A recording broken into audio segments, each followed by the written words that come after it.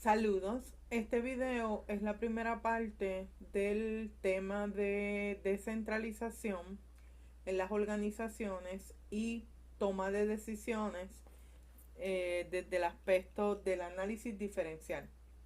Este material es material que comprende tópicos del curso de contabilidad gerencial a nivel de maestría. Para presentar este material voy a estar usando el libro Managerial Accounting, la edición 16 de McGraw-Hill, donde los autores son los que se presentan o se están presentando en el slide que estoy proyectando. Estos temas se comprenden en el capítulo 11 y capítulo 12 de este libro. El capítulo 11 tiene por título cómo yo mido el desempeño en organizaciones que están descentralizadas. ¿Qué es la descentralización en las organizaciones? La descentralización va a estar dividida, la empresa va a estar dividida en diferentes áreas, en donde cada área de alguna forma o manera va a estar tomando decisiones. En esas decisiones posiblemente están divididas por sectores gerenciales desde el bajo nivel, nivel medio y nivel alto. Las decisiones que se toman en el nivel inferior a menudo están basadas en mayor y mejor información. La alta gerencia tiende a tener libertad de concentrarse en la estrategia, en cómo usando la estrategia va a lograr cumplir las metas y objetivos de la corporación, de la organización. Los gerentes de nivel inferior van adquiriendo de una forma paulativamente experiencias en tomar decisiones. De igual forma, estos responden más rápido y de una forma más centrada a las necesidades de los clientes. La autoridad para la toma de decisiones conduce a que exista una satisfacción laboral de todo el grupo de trabajo. ¿Cuáles son las desventajas de que una organización esté descentralizada? Pues los gerentes de nivel inferior pueden tomar decisiones sin ver el panorama completo, sin observar la empresa como una sola figura, como un solo componente, olvidándose de quizás de las decisiones que va a tomar la mediana gerencia y la alta gerencia. Puede haber una falta de coordinación entre la autonomía de los gerenciales. Los objetivos de los gerentes de nivel inferior pueden no ser los de la organización como un todo y que debería tratarse como un todo. Y puede resultar difícil el poder difundir o llevar ideas innovadoras a toda la organización. Esas son las desventajas de la descentralización. Cuando trabajamos con descentralización, trabajamos con centros de responsabilidad. Esos centros de responsabilidad se dividen en centro de costo, centro de beneficio y centro de inversiones. Los centros de costo e inversiones por lo general son conocidos como centros de responsabilidad. ¿Qué un centro de costo? Un cost center. Un cost center es un segmento cuyo gerente tiene el control sobre los costos, pero no sobre los ingresos ni sobre los fondos de inversión. Así que el gerente del centro de costos va a tener inherencia sobre los costos que se manejan en esa área. Mientras que en un profit center, el nombre lo dice, es un centro que va en busca de generar ingresos. Es aquel segmento donde los gerentes tienen en control de ambas partes, tanto de la forma o manera de generar ingresos como también de la forma o manera de incurrir en costos y el desembolso para el pago de los mismos. Pero no tienen control sobre las inversiones o los fondos de inversiones que haga la empresa. Dentro de los ingresos podemos trabajar con sales revenue interest revenue, other revenue, y dentro de los costos de manufactura, los costos de comisión, los costos de salario y otros salarios. El centro de inversiones, el Investment Center, es aquel centro que controla aquellos costos, ingresos e inversiones en activos operacionales. Cómo yo uso dinero para invertir, cómo se mueven las inversiones operacionales, cómo se mueven las inversiones que realizan la empresa para traer activos operacionales como es propiedad, planta y equipo, y poner esos activos a operar y a generar fondos para la empresa. El primer objetivo que vamos a mirar es cómo calcular el rendimiento de la inversión y mostrar los cambios en venta, los costos y los activos que afectan el ROI. Si usted en un pasado tomó clases de finanzas, en las clases de finanzas se le enseñan a trabajar con unas medidas que le llamamos esas medidas le llamamos razones financieras. Esas razones financieras las usamos para poder analizar los estados financieros. Entre las razones financieras que me permiten analizar cómo la empresa se desempeña está el ROI. El ROI son las siglas para Return on Investment. Es el rendimiento de la inversión. Esa medida tiene como fórmula el usted buscar el Net Operating Income. El Net Operating Income usted lo va a buscar en el Income Statement y va a estar dividiendo entre el número que le dé el promedio de los activos operacionales. Cuando trabajamos con promedio tenemos que buscar una cantidad inicial, una cantidad final y dividirla entre dos periodos para entonces obtener el promedio. El Net Operating Income debe ser antes, Income Before Interest and Taxes. Es conocido como el EBIT, es aquel ingreso o ganancia antes de sacarle ingresos y sacarle contribuciones. Los activos operacionales, como ya les mencioné, van a ser la suma de propiedad, planta y equipo y otros activos de producción, pero también debes añadirle efectivo, cuentas por recibir e inventario. Es importante tener claro porque algunos analistas financieros usan esa partida con la que dividen solamente con la parte de los activos fijos. Así que siempre que usted haga el cálculo tiene que dejar establecido qué es lo que está usando, cuál medida, con cuál total es que está trabajando. Si está trabajando con el total promediado y qué incluye ese total. Si incluye cash, account receivable, inventario, propiedad, planta y equipo y otros activos que usted usa que usa la empresa para la producción. Muchas compañías usan el net book value, o sea, el valor quitándole la depreciación para calcular la parte de los activos operacionales a niveles promediados. Así es que usted cogería el costo de esos activos de propiedad, planta y equipo, le tendría que quitar la depreciación acumulada y eso le daría el valor en los libros. De igual forma que si eso es lo que utiliza, debe dejarlo establecido, ¿ok? Así es que, ¿por qué? Porque la fórmula sigue siendo, como diríamos, la misma, pero al aplicarla todo depende de lo que está buscando el consultor que va a analizar esos estados financieros y que está usando como numerador y denominador en esa ecuación, en esa fórmula. Por aquí tenemos el ROI establecido desde otra manera. Cuando yo trabajo con el ROI indirectamente me trabaja con otra fórmula. Me trabaja con la fórmula del ingreso marginal, me trabaja con la fórmula del asset turnover, que es la rotación de activos. El profit margin es net operating income dividido entre ventas. La rotación de activos son las ventas dividido entre el promedio de los activos operacionales.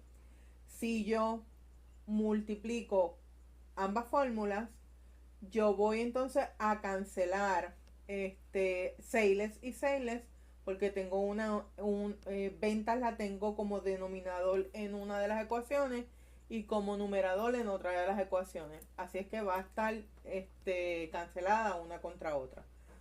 Por lo tanto, yo también podría, en vez de usar la fórmula de arriba, yo podría usar la fórmula de multiplicar margin por turnover y me daría mi ROI.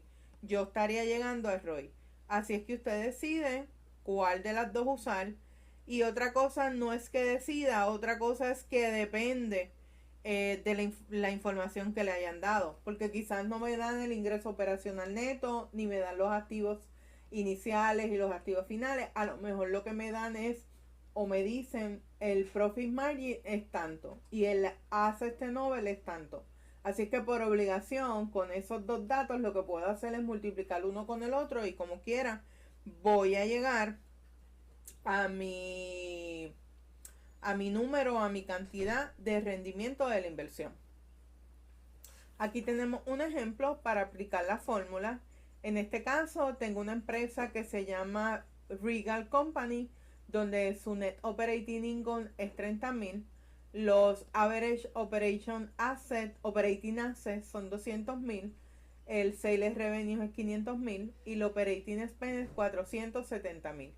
Cuando aplico fórmula voy a estar multiplicando o calculando el ROI por medio de la multiplicación del margin por el turnover. En este caso voy a estar sustituyendo el net income por 30, las ventas por 500 en ambos lados y el average operating asset ya te lo calcularon y te dice que es 200,000. Así es que si observan aquí, estos eran los números que les decía que yo lo iba a cancelar. Yo voy a estar cancelando este número.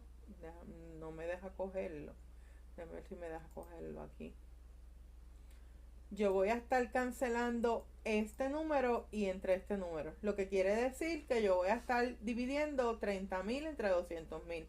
En este caso lo que hicieron fue que sacaron primero esta porción, luego sacaron esta porción y multiplicaron 6% por 2.5 y eso me da 15%.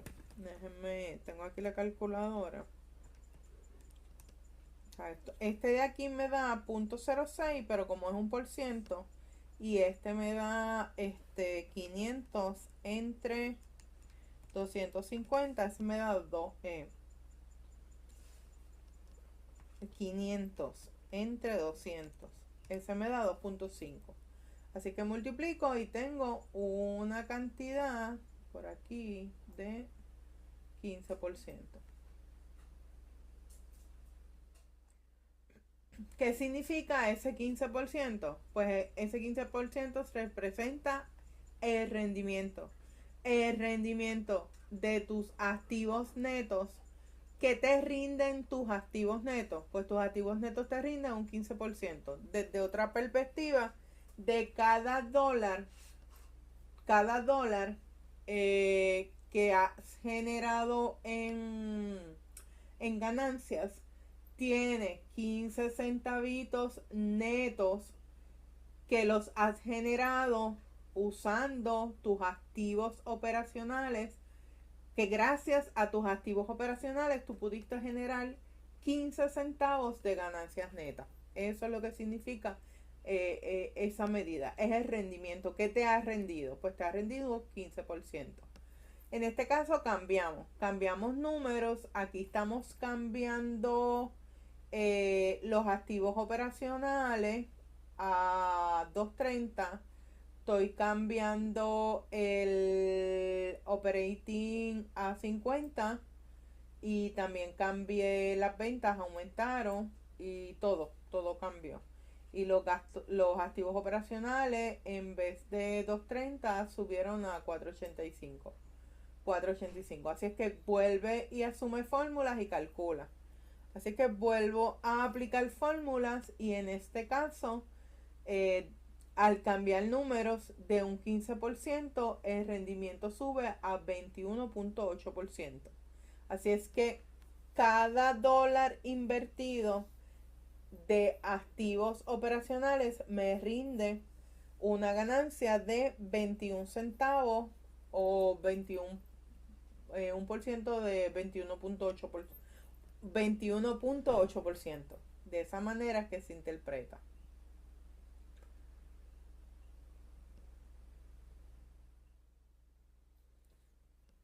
Críticas de ROI. En ausencia de un cuadro de mando integral, conocido como el Balance Scorecard, la gerencia puede no saber cómo aumentar el ROI. Los gerentes a menudo heredan muchos costos comprometidos sobre los cuales no tienen control y ya no los pueden cambiar cuando subieron de puesto o asumen el puesto de gerente. Ya comienzan sus funciones con unos costos ya establecidos y hay unos contratos por los cuales tú vas a pagar X o Y cantidad o vas a desembolsar X o Y cantidad de dinero y no me puedes cambiar ya esos contratos. Por lo tanto, la gerencia ya está comprometida y obligada a pagar los mismos. La gerencia va a evaluar el ROI según las oportunidades que tenga para que esas oportunidades de inversión sean rentables y le puedan generar pues una ganancia. Y de esta manera o forma él pueda observar si ese ROI puede aumentar o ese ROI va a disminuir. Esas son las críticas que se le da a esa medida. Tenemos otras medidas que me ayudan a entender cómo es el desempeño operacional de las empresas que están descentralizadas. En este objetivo número 2 yo voy a calcular, voy a trabajar con ustedes y les voy a enseñar a calcular el ingreso residual y comprender cuáles son sus fortalezas y debilidades de ese ingreso residual. El ingreso residual no es otra cosa que el ingreso operativo neto por encima de un cierto rendimiento mínimo de los activos operacionales. El ingreso residual, ¿cómo usted lo va a calcular? Usted lo va a calcular buscando en el income statement el net operating income y a eso me le va a restar el número o el cálculo que usted saca multiplicando el average operating asset por el mínimo requerido que la empresa quiera alcanzar como rendimiento de inversión. Este cálculo difiere del ROI, porque el ROI está midiendo el ingreso operacional ganado relativamente relacionado con la inversión que usted ha hecho en activos operacionales. El ingreso residual mide el ingreso operativo neto obtenido menos el rendimiento mínimo requerido sobre los activos operacionales promedio. Eso es lo que mide. Esa es la definición de lo que busca el ingreso operacional. El ingreso residual, corrijo. Así que son dos medidas diferentes que tienen una similitud porque usan las mismas cantidades, pero el ingreso residual necesita saber cuál es el rendimiento mínimo que la organización ha establecido.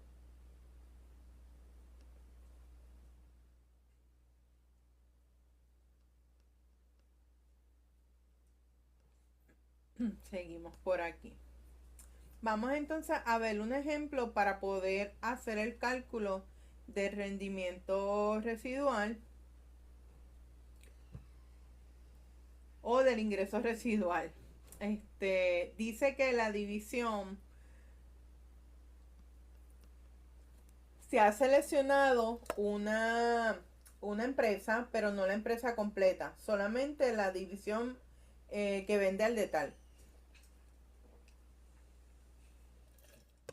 Esta división tiene unos activos promediados operacionales de $100,000 y su rendimiento requerido sobre esos activos es de 20%. En el periodo corriente la división gana $30,000. Calcule o haga el análisis para poder llegar al ingreso residual. Aplicamos la fórmula Operating Asset por el rendimiento de 20%, que es el que le dieron aquí. Eso le va a dar 20,000. Los ingresos actuales menos el rendimiento requerido de 20 te va a dar un ingreso residual de $10,000. De esta manera tú has calculado el ingreso residual. Los ingresos residuales incentivan a los gerentes a realizar inversiones que sean lucrativas y que serían rechazadas por gerentes que utilizan el ROI. Así es que usando el ingreso residual, tú vas a aceptar algunas inversiones y las vas a dar como que son lucrativas, pero esas inversiones, si aplicaras el ROI, posiblemente tú las rechazarías. Vamos a ver este question. En este question yo tengo una empresa que tiene una división llamada Wrap Up, y esta división tiene un ingreso operativo neto de 60,000 y tiene unos activos operacionales promediados de 300,000. La tasa de rendimiento requerida es de 15%. ¿Cuál sería el ROI de la división? Pues te dan a escoger entre la alternativa de 25%, 5%, 15% y 20%. Aplicas la fórmula, el Net Operating Income de 60 dividido entre 300,000, así que tu respuesta va a ser 20%.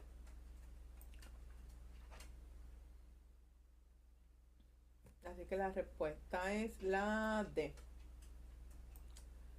Luego tiene otra empresa. Esta otra empresa, la misma empresa, es la misma. Sí, la misma. Tiene un ingreso operacional neto de 60 y unos activos operacionales promediados de 30. Si la gerencia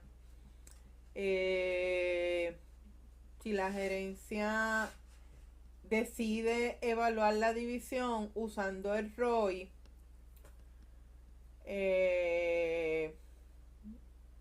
me fui.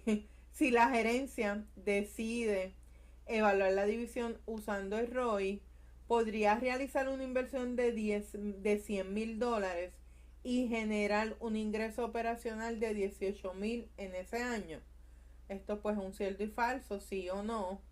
En este caso, aplico el ROI, era 60, le sumo 18, así que tendría un nuevo ingreso de 78,000 dividido entre 400, que es la suma de los 300 más los 100,000. 300 más 100,000 divido y me va a dar un ROI de 19.5%. En este caso se va a reducir el ROI de 20 a 19.5%, o sea que la inversión te va a generar menos rendimiento. Así es que mi respuesta es no. Te estaban preguntando, ¿quieres realizar una inversión de 100,000 para generar un ingreso operacional de 18? Un ingreso operacional adicional de 18. Pues sin yo hacer el análisis, yo pensaría que si tengo un ingreso adicional es bueno. Sin embargo, sí tengo un ingreso adicional, pero estoy haciendo una inversión sobre ese ingreso. Para yo poder obtener ese ingreso, yo estoy invirtiendo $100,000. Así que lo que hace es que me va a alar, y eso es lo que hace que me baje mi rendimiento de la inversión. De un 20 bajó un 0.5. Así es que por eso queda 19.5. Question 3. La tasa de rendimiento requerida es de 15%. ¿Querrá la empresa que el gerente de la división invierta $100,000 para generar un ingreso de $18,000 en ese año? Pues miren, ahora yo tendría 18 entre 100.000, 18%.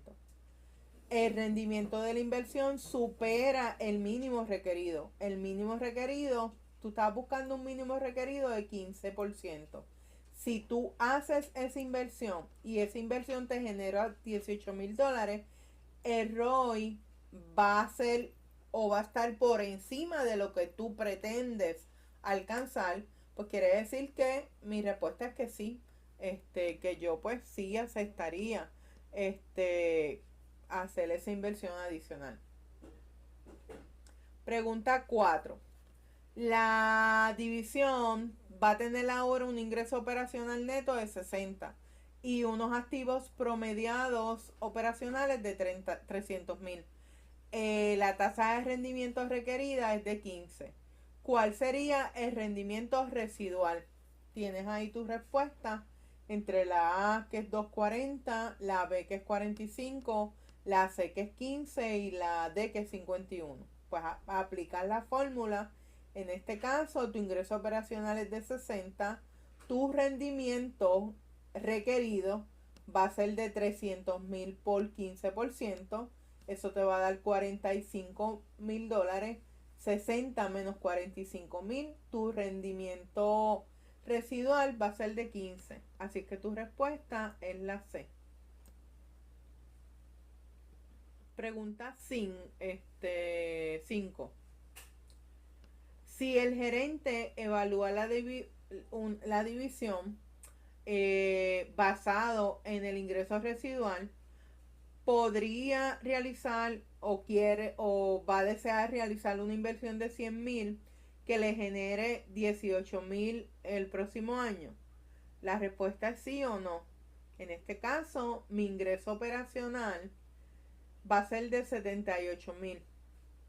Esos 78,000, recuerda que venían desde acá. Los 60 más los 60 más los 18. De ahí es que salen los 78. El ingreso mínimo requerido o el retorno requerido, 400,000, que son los 300,000 originales de los activos, más los 100 que vas a incurrir en inversión. Eso te sube a 400. 400 por el rendimiento requerido, que es de 15%, va a ser de 60. Así es que 78 menos 60, tu ingreso residual, lo que te va a sobrar, va a ser de 18. En este caso, si hacemos estos cambios, me va a producir un aumento de $3,000 por el cambio del ingreso residual, que es de 18. Que es de 18 en vez que 15. Así es que por eso es el aumento. Si comparo 15 versus 18, tengo un aumento de 3,000. En este caso, mi respuesta sería que sí.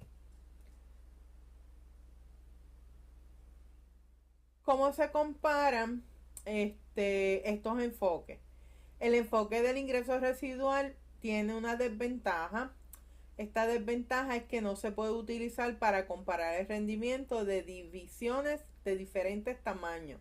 Si yo voy a comparar la misma división con ella misma, con expectativa futura, o voy a comparar divisiones que sean similares en tamaño. Divisiones que son diferentes no las puedo comparar. No me va a ayudar esta medida a observar el desempeño de esas divisiones. Aquí pues te dice que te da otra situación, te dice que usando la información que ya habíamos visto de SEMPRI, asuma la siguiente información para la división mayorista. Aquí vas a comparar dos. Voy a estar comparando la división que vende al detalle y la división que vende tipo almacén o al por mayor. En este caso, pues, si observamos, tienen los ingresos, los activos operacionales, corrijo. Esperamos un rendimiento o retorno del 20% de esos activos operacionales para tener entonces un mínimo requerido en la división al detalle de $20,000 y un mínimo requerido de 20% en la división mayorista o tipo almacén, y eso me daría $200,000. Cuando calculo el ingreso residual, 30 menos 20 me va a dar 10 y 220,000 menos el rendimiento requerido mínimo, que es 200, me va a dar 20,000. Así es que ya tengo ahí mis ingresos residuales para ambas divisiones de la empresa, aquella que vende al detal, que le vende directo a los clientes, aquella que vende tipo mayorista o tipo almacén.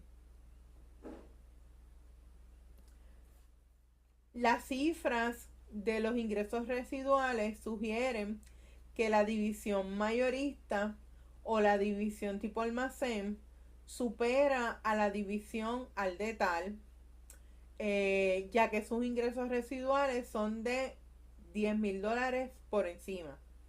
Sin embargo, la división al detal obtiene un ROI de 30% comparado con el ROI de la división tipo almacén, que obtiene un ROI de 22%. Por lo tanto, los ingresos residuales de la división mayorista son mayores que la división minorista, simplemente porque es una división más grande. La comparación, como bien te mencionaba ahorita la teoría, pues no la puedo hacer de tú a tú, debido a que no es el mismo tamaño.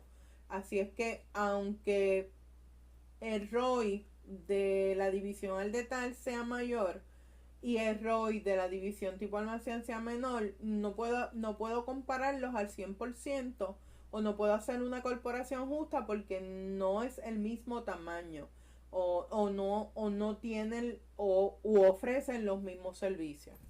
Así que si puedo medirla, puedo ver cómo es el cálculo para ambas, pero no puedo llegar a conclusiones donde pueda comparar ambas divisiones, porque las divisiones no son iguales ni en tamaño y posiblemente ni en el tipo de servicio que dan, ni en el tipo de empleomanía que tengan. Quizá una tiene más empleados que la otra. En ese sentido no puedo hacer una comparación justa entre ambas. Objetivo 3. El objetivo 3 dice que vamos a usar una nueva medida. En este caso ya vimos dos medidas. Vimos el ROI y vimos el ingreso residual. La tercera medida que te presentan es la medida de calcular el tiempo de rendimiento, el tiempo de entrega y la eficiencia del ciclo operacional. Esta medida la vamos a ver en una línea de tiempo. En esa línea de tiempo donde yo pues pongo la orden, ejecuto la orden y saco la orden, la entrego. Voy a recibir la orden por parte de mis clientes. Voy a tener un proceso de recibir la orden, llevar esa orden a almacén para que sepan lo que deben comenzar a procesar, pidiendo o buscando materia prima, activando la mano de obra y comprando otros costos indirectos que son los factory overhead. Al yo tener los costos disponibles o los elementos disponibles para empezar el producto, yo voy a comenzar esa producción. Esa producción va a tomar un lapso de tiempo entre lo que la empiezo, pasa por working process, sale de working process, la llevo a Finished Good y de Finished Good va a salir a entregársela al cliente. Ya van a ser bienes terminados y entregados. Ese tiempo de proceso es el único tiempo de valor añadido. En ese tiempo de proceso yo voy a tener un ciclo de conversión y voy a tener un ciclo pues de espera, y ahí yo voy a tener que medir o hacer un cálculo de 4 tiempos: el tiempo de proceso, el tiempo de entrega, el tiempo de movimiento y el tiempo entre que el producto estuvo en el almacén y fue llevado o entregado a la persona o a la empresa que lo ha solicitado. En la parte 2 yo voy a hacer unos cálculos. Yo voy a calcular el tiempo de proceso el tiempo de proceso. El tiempo de proceso es igual al tiempo de valor añadido. En este caso yo voy a calcular la eficiencia del ciclo de manufactura, por medio de la división de la suma del valor del tiempo añadido entre el siglo del tiempo de la manufactura. Voy a ver aquí unos cálculos. Dice por aquí, un equipo de Total Quality Management en Norton Corporation ha registrado el siguiente tiempo promedial de producción. El tiempo de espera 3 días, el tiempo de inspección 4 días, el tiempo de proceso 2 días, el tiempo de movimiento 5 y el tiempo de salir esa entrega 9.3. ¿Cuál es el tiempo de rendimiento? El throughput time. Pues las respuestas que tienes es A, 10.4 días, B, 0.2 días, C, 4 días, D, 13.4 días.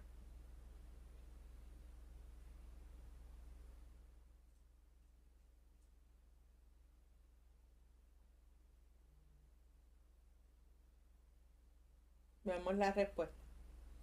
La respuesta es punto 4, punto 2, corrijo, punto 4, punto 5 y punto 93.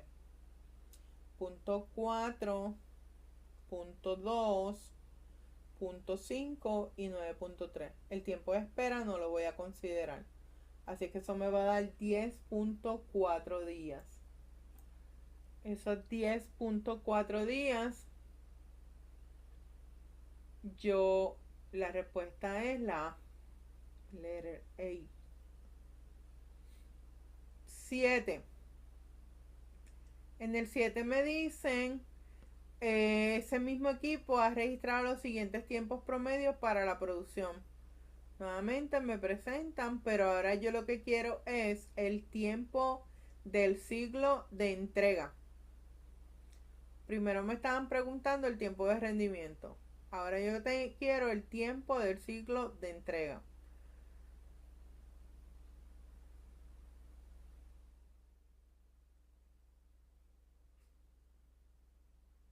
El ciclo de entrega, la fórmula va a ser el tiempo de espera más el cálculo que tú realizaste.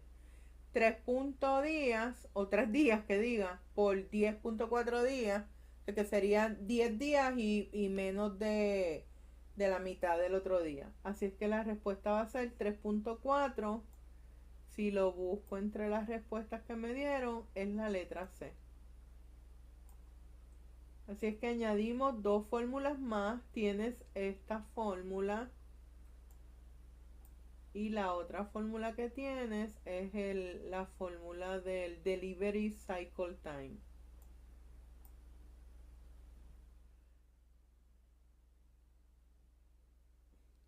Fórmula no, multiple choice 8. En el 8 me están preguntando cuál es el siglo de eficiencia de la manufactura. El MCE, esas son las siglas. Usando pues la misma data porque no ha cambiado de ejercicio, situación. El valor añadido, el tiempo del valor añadido dividido entre el tiempo de rendimiento. El tiempo de valor añadido es el tiempo de proceso. Valued at time es igual a process time. El tiempo de proceso de la situación decía que era 0.2 días. Así que voy a coger 0.2 días dividido entre el cálculo que hicimos del tiempo de rendimiento, que era 10.4. Así es que en este caso me está dando 1.9%. La respuesta de 1.9% era tu respuesta B. Ahí tienes, salen tres fórmulas. Sale la fórmula del throughput time, la fórmula del delivery cycle time y la fórmula del manufacturing cycle efficiency. Así es que te recomiendo que las saques aparte y las tengas en un papelito o una tarjetita. Objetivo 4. Comprenda cómo construir y usar un Balance Scorecard. Eso es lo que le llamamos un cuadro de mando integral en el buen español. La gerencia traduce su estrategia en medidas de desempeño que empleados comprenden e influyen en las mismas. Las medidas de desempeño, cuando medimos el desempeño en una organización, medimos su aspecto financiero, medimos los procesos internos que tiene el negocio, medimos la eficiencia y la habilidad de cómo atender al cliente, y también medimos aprendizaje y crecimiento que se dan en los procesos. ¿Cuál es el aprendizaje y el crecimiento que se da en esa organización? Ya sea para crear un producto, atender al cliente, atender la entrega del producto. En esas medidas de desempeño, el aprendizaje y crecimiento, cómo se maneja, la empresa busca la forma de cómo indicar cuál es la capacidad que tiene la empresa para cambiar y mejorar sus procesos. En cuanto a los procesos comerciales e internos, la empresa se debe preguntar si han mejorado esos procesos comerciales, esos procesos que son claves para poder ofrecer más valor a sus clientes. O sea, qué procesos internos pues resultan críticos para aportar valor a los clientes. En esos procesos pues algunas veces tenemos que cotejar la misión y visión de la empresa con la estrategia que tiene la empresa para poder obtener esa misión y esa visión, y a la misma vez cumplir con lo que ha planificado y cumplir con sus metas. En cuanto a los clientes reconocen que la empresa está ofreciendo un valor. Los clientes, la empresa lo está atendiendo bien. Cómo la empresa va a buscar clientes, cómo va a captarlo, cómo los va a retener, cómo va a buscar que esa empresa le muestre fidelidad y a la misma vez el cliente sea fiel a esa empresa. Pues nuevamente tenemos que estar mirando y observando la visión y la estrategia que tiene esa empresa. Y la parte financiera, cómo es el desempeño financiero de la empresa, cuáles son los objetivos financieros que la empresa tiene. Pues la pregunta clave es: ¿se han logrado esos objetivos financieros? ¿Cómo los vamos a alcanzar? Pues nuevamente tenemos que las cuatro áreas que trabaja la cadena de mando, pues es crecimiento y aprendizaje, los procesos internos de la empresa, el cliente y el área financiera. El cuadro de mando integral se basa en medidas que no son financieras. La medida de ROI, la medida del valor residual, la medida de los movimientos de rendimiento, de los movimientos de espera, son medidas financieras y por lo tanto atañen a yo poder usar data financiera para contestar las mismas. En el caso del cuadro de mando integral, no. En el caso del cuadro de mando integral, se trabaja buscando que las medidas financieras sí son indicadores, pero son indicadores rezagados que resumen los resultados de acciones que ya han pasado. Pasó el año, cerré la empresa, se hicieron los estados financieros, auditaron los estados financieros, entonces yo los voy a analizar. Las medidas no financieras son indicadores adelantados del desempeño financiero futuro. Los altos directores suelen ser responsables de las medidas de rendimiento financiera, no los gerentes bajos o de nivel del nivel de abajo, no son el lower level. Es más probable que los gerentes de nivel inferior comprendan y controlen las medidas no financieras.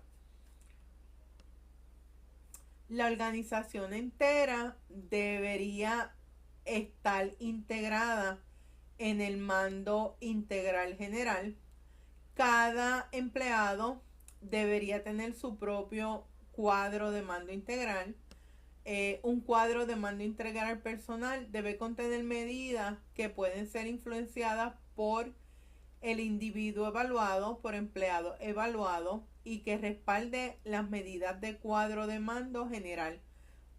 O sea que cada empleado va a tener sus propias tareas, sus propias responsabilidades, pero cuando yo lo sumo todo, voy a tener un cuadro de mando integral de toda la empresa, de toda la organización. Voy a ver la organización como un todo. El cuadro de mando integral debe tener medidas que estén vinculadas entre sí sobre una base de causa y efecto. Si mejoramos una medida de rendimiento, entonces otra medida de rendimiento deseada va a mejorar. De las 4 que vimos, empleados, crecimiento, financiera, se me quedó una, en los procesos internos, si yo mejoro una, al mejorar una, pues me va a mejorar pues la otra. El cuadro de mando integral debe establecer acciones concretas para que se puedan obtener los resultados deseados por parte de la gerencia, y esos resultados que están establecidos en la misión, visión, metas, en la planificación, usando la estrategia que ellos hayan seleccionado o decidido. La organización entera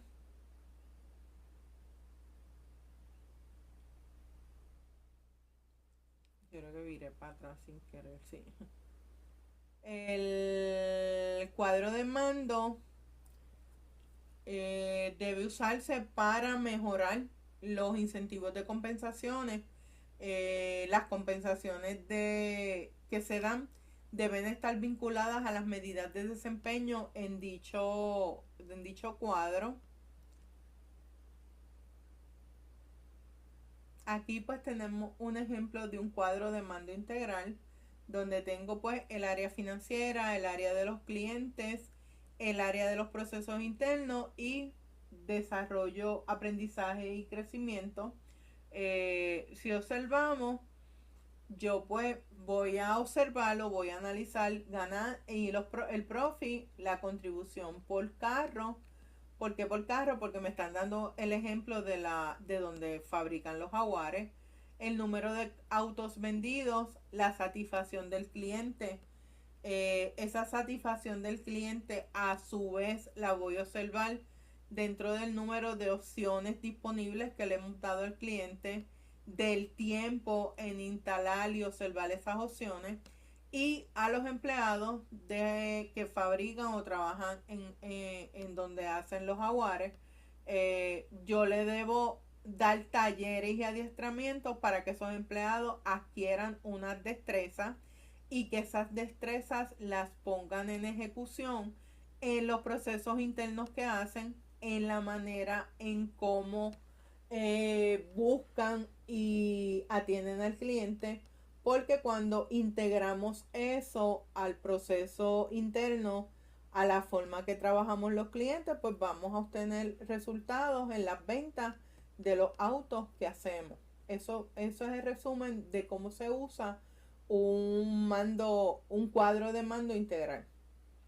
Aquí sigo viéndolo u observándolo. Cuando ya lo he puesto en proceso, pues voy buscando resultados. Los resultados los voy a analizar, los voy a integrar a ese cuadro de mando integral.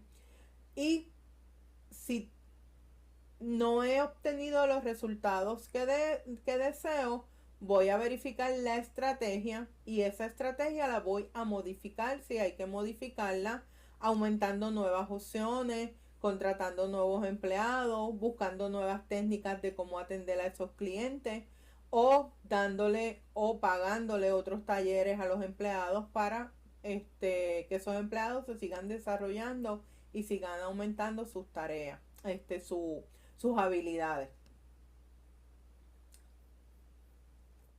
Aquí pues te sigue trabajando Cuando le envías a los clientes una encuesta de satisfacción, esa encuesta de satisfacción me va a indicar qué es lo bueno y lo no tan bueno que se ha hecho para atender a esos clientes, y se va a observar el número de autos que se han vendido y el número de clientes, si ese número de clientes ha aumentado. De esa manera yo puedo seguir analizando la data, y si observamos, no necesariamente estoy observando data financiera, data numérica. Estoy observando encuestas, resultados de preguntas que he hecho. También lo puedo trabajar con grupos focales y completar el cuadro de mando integral. Y finalizada la presentación, la primera parte, en otro video van a tener la segunda parte. La segunda parte tiene que ver con las opciones que puedo tener en una empresa para analizar aspectos de toma de decisiones diferenciales, y observar, haciendo análisis diferencial, cuáles alternativas son las mejores para la toma de decisiones. Nos vemos en un siguiente video. Gracias.